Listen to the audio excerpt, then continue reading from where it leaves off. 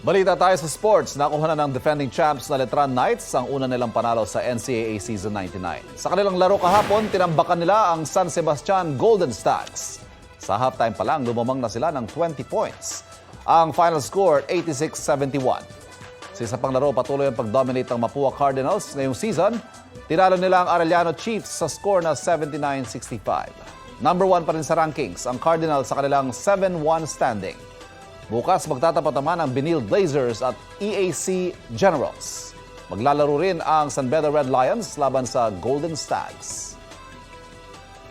Balita ko, may tututukan kayo tuwing 10:30 a.m. sa GTV. Alamin ang mahalagang balita at impormasyong dapat nyong malaman sa Balita Ko tuwing Lunes hanggang Biyernes. Mag-subscribe din sa GMA Integrated News sa YouTube.